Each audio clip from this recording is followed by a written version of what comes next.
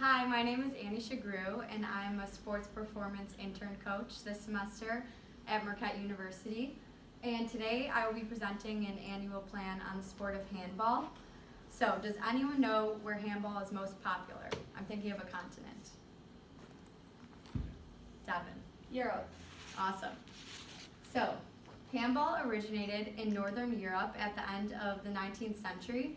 So in the game of handball, as you can see, there's two teams.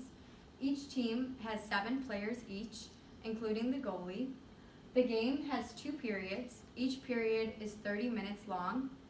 The objective of the game is for the centers and the pivots to throw the ball into the opponent's net. So you are allowed to hold possession of the ball, run with the ball, dribble the ball. Essentially, you can touch the ball with any part of your body above your knees. So today I will be writing an annual plan for a team competing in a championship in Germany called Handball Bundesliga. So long shot, but does anyone know who the champions were this past year? No idea. Bayern Munich. Danish team. Germany. Close. So the champions were a team called SG Flensburg Handewitt. So as you can see, here's a picture of them with their awesome trophy. So their season is very long. It's a 34-week-long season, and typically there's a game at the end of each week. So the primary focuses of my annual plan will be on hypertrophy, muscular strength, power, and plyometrics. So moving on to the movement analysis, the first main movement involved in handball is jumping. The key to jumping is maximizing the stretch shortening cycle. So the stretch shortening cycle can be thought of as a spring coil. So the more forcefully and faster the coil is compressed, the more forcefully and fast it will rebound. So by maximizing the stretch shortening cycle, it will allow the players to jump both higher and faster. The second main movement involved is throwing. So the key to throwing is strengthening the upper body muscles, particularly the external rotators on the wind-up, the abductors on the acceleration phase, and then the internal rotators on the follow-through. The last primary movement involved in handball is running. Running involves lower body strength as well as muscular endurance. So during my program, I will make sure to strengthen all of the muscles involved to maximize their potential for these movements. So moving on to the physiological analysis, as you can see, this first journal, the numbers were derived from a 30-minute handball simulation. So researchers put players through a 30-minute simulation to get these numbers. So first, the average distance covered is 94 meters per minute. So clearly they have to do a lot of running in this sport and cover a lot of distance. The next, the average heart rate was 82% of their max heart rate, which means clearly handball is a very cardiovascular demanding sport. And then the average speed they had to run depends on the position. So the pivot, or the wingman, has to run the fastest because the wingman's role is to patrol the sides of the court in order to open space for the centers and the pivots to throw the ball into the net. The backcourt has to run the slowest because their job is to defend the goalie and stay near the goal, so they're not running back and forth on the court the whole game. And then the second article, I found that the max oxygen uptake is 50 to 60 milliliters per kilogram per minute. So clearly this sport targets both the aerobic and anaerobic energy systems. Moving on to injuries. So before I begin, most of these numbers should be higher than they actually are because these numbers were derived from physicians from 6 different international tournaments who filled out a survey based on the amount of injuries they attended to, and the response rate of the physicians was only 87%, so there were likely more injuries than they have accounted for.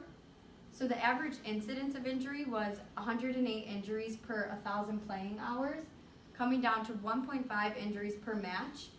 This injury rate is pretty high due to the fact that handball is a very high impact sport and high intensity. The main injury sites, so the highest injury site was in the lower extremity. So this consisted of ankle, eversion, inversion sprains, a lot of ACL tears because they do a lot of pivoting over a fixed limb to switch direction when running. And then the next was the head, which is primarily concussions and contusions. Then the upper extremity, which is a lot of injuries due to throwing, so rotator cuff tears, thrower shoulder dislocations from impact, and then lastly, the trunk. So based on these injuries, I made sure in my annual plan to include strength exercises that will strengthen the muscles that prevent these types of injuries, as you will see. So now to the annual plan. The main thing here is that we start with high volume, low intensity, and move towards low volume, high intensity as the seasons progress. So starting with off season, it's 6 weeks long. My main focuses were hypertrophy and strength.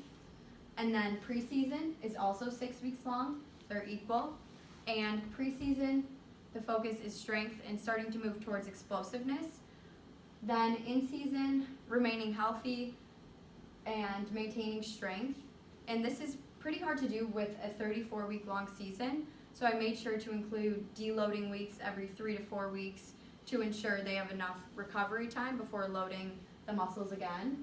And then postseason is just 4 weeks, focus on recovery. I encourage a lot of cross training. So the off season. Every exercise session begins with a dynamic warm-up. I chose dynamic warm-up over static because in the game of handball, aside from maybe the goalie, the players are never standing in one place for a long period of time.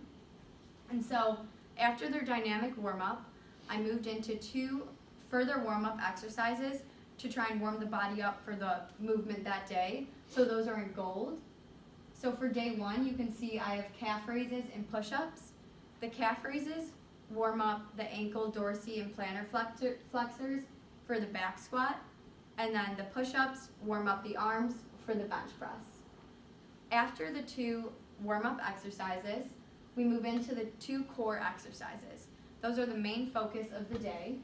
And we're starting with a pretty low intensity, so 65%, and they're doing 5 sets of 6 reps. And then after the core exercises, we move into 2 closing movements. The main reason I incorporated closing movements was because this is a very high injury sport. So these movements tried to aim to strengthen the muscles involved in injury prevention, as well as strengthening the core to stabilize the torso and to help them with bracing. So moving on to preseason, once again, they began with a dynamic warm-up, about 10 minutes, warm up the muscles, and then they moved into their 2 core exercises. So as you can see, the intensity has gone from 65% to 85%, so it's starting to rise, and the volume has gone down slightly. So in off season, it was 5 sets of 6, and now it's 3 sets of 6. After the 2 core movements, they move into 1 explosive movement. So off season, the focus was hypertrophy, building strength, and now that I've built their strength and hypertrophy, we will move into explosive movements to help with plyometrics. And then following the explosive movement is, again, 2 closing movements to help with injury prevention and strengthening the core. So in season, we're now at 3 days a week. So off season was 4 days a week, preseason was 3 days a week, and in season is also 3 days a week. And the amount of strength training per week went down because their practice schedule was starting to pick up as the seasons progress. So again, we begin with 2 core exercises, and now the intensity, the percent of 1 rep max has gone up to 90%, and the volume has gone down to 4 sets of 4. So following the 2 core movements are 1 explosive movement, once again, and then 2 injury prevention exercises. So as you can see, for some exercises, I didn't include the percent 1 rep max or the volume because stuff like the split jerk, I wouldn't be testing their 1 rep max for that. And so, any questions? Devin? How do you go about preventing injuries for such a long season? Yeah, good question. So a 34-week long season is very long. So that's why I made sure to include deloading weeks. Like I said, every 3 to 4 weeks, just to make sure they're having enough time for recovery. And then that's also why I included the closing exercises at the end of each day and made sure to tailor those to strengthen the muscles that they were going to be using during that game. Does that answer your question? Yes, thank you. Anyone else? Yeah. The throwing that they do obviously looks a lot like any kind of single arm throw, but baseball in particular, right? Like an overhand throw. Did you have any considerations to the fact that baseball is thrown with their feet on the ground, generating force to the ground, whereas it seems like from the video a lot of handball is thrown while in the air type of thing, like how that might impact like some of the training that you might do, or would it not impact the training that you do? Right, I think it definitely did impact the training because they didn't have, I know in baseball you have your base of support and that's essential to getting the correct throw. So I tried to program within my plan some of the explosive movements, so such as med ball throws. I made sure to include both med ball throws with feet on the ground to start with, and then build to throwing the ball while jumping into the air to try and train that into their body too. Okay.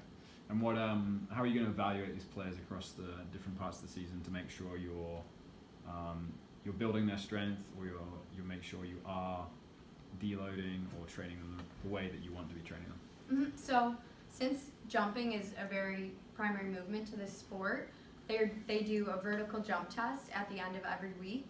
And then also the weeks where I was deloading, so if I deloaded on week 4, it was because I would test their 1 rep maxes for the movements we're working on that season on week 3, so that they would have the recovery week after. Emily? I know at the beginning you said there were 7 players on each team, including the goalkeeper. You mentioned some positions specific in your beginning of the presentation as well. Do you have any differences in programming for a goalkeeper versus a wingman versus a center versus maybe a pivot was another one of the positions you mentioned? So a lot of their strength exercises were very similar. The differences a lot of the times would be in their practice schedule. So their conditioning at the field, the goalies would have less focus on sprinting and running and more focus on like flexibility, agility. So I think not in the weight room particularly did I differentiate their exercises, but more in their practice time. All good. Well done.